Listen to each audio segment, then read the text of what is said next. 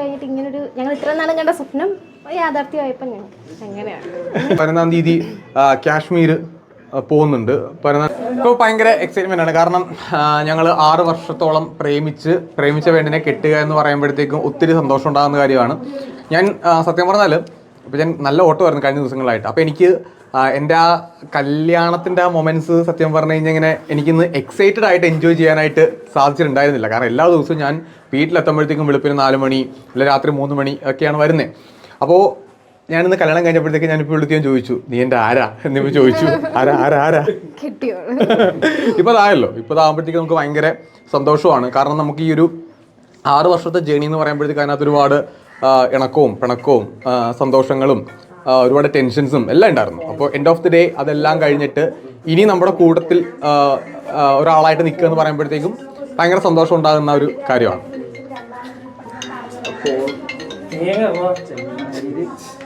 Okay, അതെ. ആ ഒരു നിമിഷം എങ്ങനെയാണ് ശരിക്കും സ്വന്തമാക്കി കഴിഞ്ഞു? ഇപ്പൊ പറഞ്ഞ ഭാര്യയാണ്, കൂടുതൽ ഭാര്യയാണ്.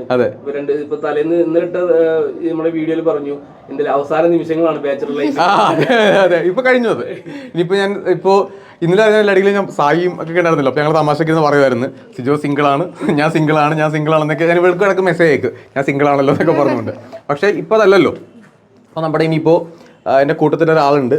ഞാൻ മുമ്പ് ഞാൻ പറഞ്ഞിട്ടുണ്ട്, എൻ്റെ ജീവിതത്തിൽ ഏറ്റവും കൂടുതൽ എൻ്റെ നല്ല സമയങ്ങൾ അല്ലെങ്കിൽ എനിക്കൊരു ഇപ്പോൾ നിങ്ങളെല്ലാവരും എന്നെ കാണാൻ ഇപ്പോൾ എൻ്റെ മുമ്പിൽ നിൽക്കുന്നതിന് കാരണമായിട്ടുള്ള ഒരു സിജോ ഉണ്ടെങ്കിൽ, നമ്മൾ വലിയ ആളെന്നല്ലാണ് ഉദ്ദേശിക്കുന്നത്, ജീവിതത്തിൽ എന്തെങ്കിലും നമുക്ക് നേടാൻ സാധിച്ചിട്ടുണ്ടെങ്കിൽ എൻ്റെ ലൈഫിൽ അത് ലിനു വന്നതിന് ശേഷമാണ്. അപ്പോൾ അത് ലിനു എൻ്റെ ആദ്യം ഒരു സുഹൃത്തായിട്ട് വന്നു, പിന്നീട് ഒരു കാമുകിയായിട്ട് വന്നു, ഇപ്പോൾ എൻ്റെ ഭാര്യയായിട്ട് നിൽക്കുമ്പോഴത്തേക്കും അത് ഞാൻ ഭയങ്കരമായിട്ട് ഒരുപാട് പ്രാർത്ഥനയോടും ഒരുപാട് ആഗ്രഹത്തോടും നോക്കിക്കാണുന്നുണ്ട്. എൻ്റെ മുന്നോട്ടുള്ള ലൈഫിനകത്തും എനിക്ക് ഒരുപാട് സക്സസ് ഇനിയും ഉണ്ടാകും എന്നുള്ള കാര്യത്തിനകത്ത് അതും ഞാൻ ഭയങ്കരമായിട്ട് എൻജോയ് ചെയ്യുന്നുണ്ട്. ഇപ്പോൾ എന്താ പറയണ്ട, ഞങ്ങൾ റൂമിൽ ഡിസ്കസ് ചെയ്യുമായിരുന്നു. ഞങ്ങൾ താലിയിട്ട് കഴിഞ്ഞു വന്നു. എനിക്ക് തോന്നുന്നു നമ്മുടെ അവിടെ വെച്ചിട്ട് സായത് പൊട്ടിക്കും. ഓൾറെഡി അത് നിങ്ങൾ കണ്ടിട്ടുണ്ടാവും. ഒരു ചെറിയ പരിപാടി കൂടെ നമ്മളിപ്പോൾ അതിൻ്റെ കൂടെ സ്റ്റാർട്ട് ചെയ്യുന്നുണ്ട്. അപ്പോൾ നമ്മുടെ ലൈഫിൽ പുതിയൊരു അധ്യായം കൂടെ സ്റ്റാർട്ട് ചെയ്യുമല്ലേ. അപ്പോൾ അതും ലിനു വന്നതിൻ്റെ ഭാഗമായിട്ട് ഞാൻ കണക്കാക്കുന്നു. എല്ലാ ക്രെഡിറ്റ്സും എൻ്റെ ലൈഫിൻ്റെ സക്സസിൻ്റെ എല്ലാ ക്രെഡിറ്റ്സും ഞാൻ എപ്പോഴും കൊടുക്കുന്നത് ലിനുവിന് തന്നെയാണ്. അതൊന്ന് റിലീവ് ചെയ്യാൻ പറ്റുമോ? ഇപ്പൊ ഏതാണ് നമ്മുടെ ഈ ഒരു പുതിയൊരു അധ്യായം കൂടി പുതിയ അധ്യായത്തിന്റെ കാര്യം? കാരണം അവർ അതിന്റെ ആൾക്കാർ ഇപ്പോൾ അവിടെ വന്നിട്ടുണ്ട്. ചെയ്തു അല്ല.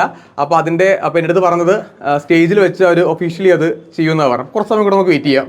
കാരണം അത് ഞാൻ അങ്ങനെ ആ ഒരു മേഖലയുമായിട്ട് അത്ര പരിചിതമായിട്ടുള്ള ആളോ, ഇത്ര എക്സ്പീരിയൻസ് ഉള്ള ആളോ, അത്ര കഴിവുള്ള ആളോ അല്ല ഞാൻ. പിന്നെ നമ്മുടെ കൂട്ടത്തിലുള്ള ആൾക്കാരുടെ കൂട്ടത്തിൽ എല്ലാം നമുക്ക് അറിയാവുന്ന ആൾക്കാരാണ് അതിൻ്റെ ഭാഗമായിട്ട് നിൽക്കുന്ന എല്ലാവരും തന്നെ. അതെന്താണെന്ന് മാത്രം ഇപ്പോൾ ഞാൻ പറയുന്നില്ല, ഓൾറെഡി ഇപ്പോൾ അറിയാം. അത് വലിയ, അപ്പോൾ എന്നെ സംബന്ധിച്ചുള്ള വലിയ കാര്യമാണല്ലോ. അപ്പോൾ നമുക്ക് കുറച്ച് സമയം കഴിയുമ്പോഴത്തേക്ക് അതിൻ്റെ കാര്യം കൂടെ പൊട്ടിക്കാം. ഭയങ്കര സന്തോഷത്തോടെ ലിനു ഒരുപാട് സന്തോഷം വരുമ്പോഴത്തേക്ക് അല്ലെങ്കിൽ ലിനു ഒരുപാട് എക്സൈറ്റഡ് ആകുമ്പോഴത്തേക്ക് ലിനു സൈലന്റ് ആയി പോകും.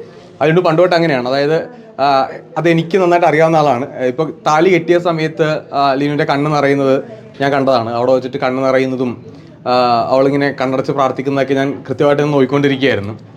അപ്പോൾ ലിനു കൂടുതൽ എക്സൈറ്റഡ് ആകുമ്പോഴത്തേക്ക് ലിനു വരുന്നൊരു സന്തോഷം കൂടുമ്പോഴത്തേക്ക് ലിനു ഭയങ്കര സൈലന്റ് ആയി പോകാറുണ്ട്. മേ ബി സെലിബ്രിറ്റി ആവുന്നതിന് മുമ്പാണ് നിങ്ങളുടെ പ്രണയം തുടങ്ങിയത്. അതിനുശേഷം ഇത്രയും ആൾക്കാർ അറിഞ്ഞു, പ്രൈവസി ഒക്കെ ഒരുപാട് ബാധിക്കുന്നുണ്ട് തോന്നുന്നു. എൻജോയ് ചെയ്യുന്ന ഒരാളാണോ പ്രൈവസി വേണം എന്ന് ആഗ്രഹിക്കുന്നത്? എല്ലാവർക്കും പ്രൈവസി ഉള്ളത്. അതെ, എനിക്കത് പ്രൈവസിയിലാണ് ലിനു കുറച്ച് പ്രൈവസി ഇഷ്ടപ്പെടുന്ന ആളാണ്. അതായത് ലിനു എപ്പോഴും കുറച്ച് ഇപ്പൊ ഞങ്ങളെ ഇപ്പോൾ നമ്മുടെ യൂട്യൂബ് ചാനലിനകത്താണെങ്കിലും ഞങ്ങൾ ഒരുമിച്ച് പോകുന്ന സമയങ്ങൾ പലരും ചോദിച്ചിട്ടുണ്ട് എന്തുകൊണ്ടാണ് നമുക്ക് ഒരുപാട് വ്ളോഗ് ഇടാത്തത്. അപ്പോൾ നമ്മൾ കല്യാണത്തിന്റെ കുറച്ച് മൊമെന്റ്സ് ആണ് നിങ്ങൾ ഇടുന്ന പോലെ നമ്മൾ ഇട്ടിട്ടുള്ളത്.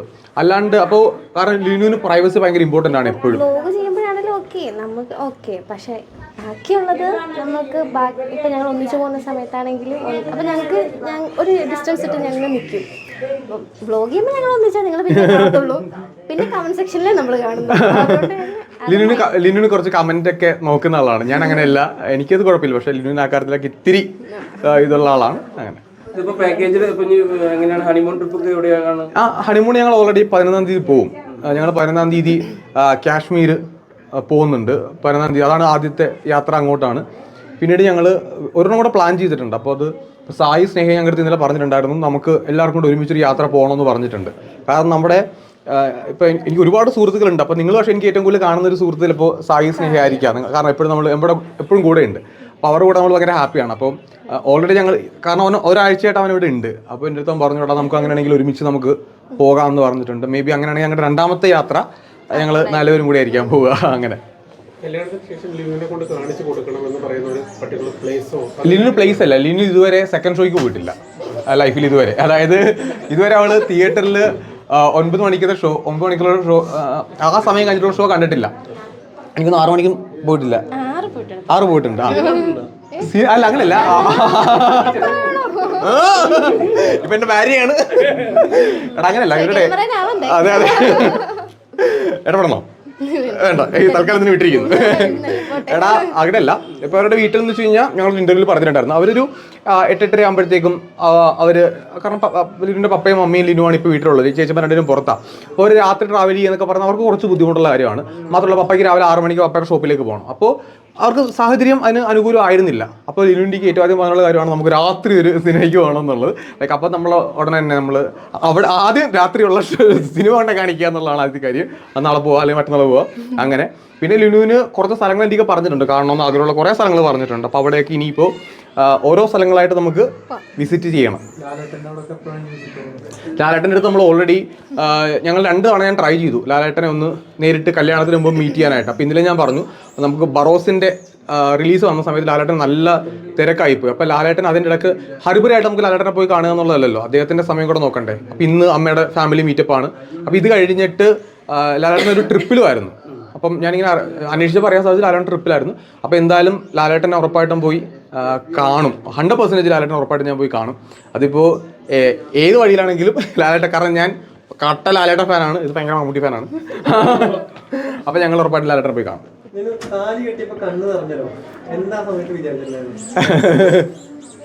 പലതരം തുടക്കുന്നൊക്കെ ആലോചിച്ചു. അപ്പം ഇത്രയും നാളും കഴിഞ്ഞിട്ട് ഇങ്ങനൊരു ഞങ്ങൾ ഇത്രയും നാളും കണ്ട സ്വപ്നം യാഥാർത്ഥ്യമായപ്പോൾ ഞാൻ എങ്ങനെയാണ് ഇമോഷണലായിപ്പോയി. ഫാമിലിയായി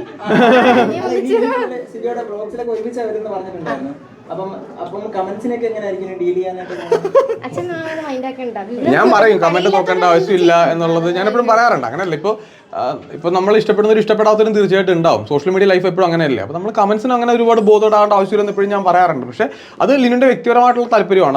അവർക്കൊരു വ്യക്തിത്വം ഉണ്ടല്ലോ, ആ വ്യക്തിത്വം കമന്റ് നോക്കുന്ന ആളാണ്. അപ്പൊ പിന്നെ അതൊക്കെ അതിന്റെ സ്വഭാവം നടക്കുന്ന കാര്യങ്ങൾ. അങ്ങനൊന്നുമില്ല, കമന്റ്സ് ഒക്കെ ഇതിന്റെ ഒക്കെ ഭാഗമല്ലേ, അതൊന്നും നമ്മൾ നോക്കണ്ട. അവരുടെ കാര്യം പറയുന്നു, നമ്മൾ നമ്മുടെ ലൈഫായിട്ട് മുന്നോട്ട് പോകുന്നു, ദാറ്റ്സ് ഇറ്റ്, അത്രേ ഉള്ളൂ. നമ്മൾ നമ്മുടെ അടുത്ത സ്റ്റെപ്പിലേക്ക് പോകുക എന്നുള്ളതല്ലേ. നമ്മളെപ്പോഴും ഒരു കാര്യത്തിൽ ഒതുങ്ങി നിൽക്കാറുണ്ട്. നമുക്ക് നമ്മുടെ ലൈഫിന്റെ അടുത്ത സ്റ്റെപ്പിലേക്ക് വെക്കുക, മുന്നോട്ട് നന്നായിട്ട് പോകുക എന്നുള്ളതാണ് ആ രീതി ഇപ്പോൾ. ഓക്കെ അല്ലേ? ബാക്കി അപ്പോൾ നമുക്ക് അവിടെ വന്നിട്ട് നമുക്ക് താങ്ക് യു സോ മച്ച് എല്ലാവർക്കും. ഓക്കെ, അവിടെ വെച്ച് കാണാം.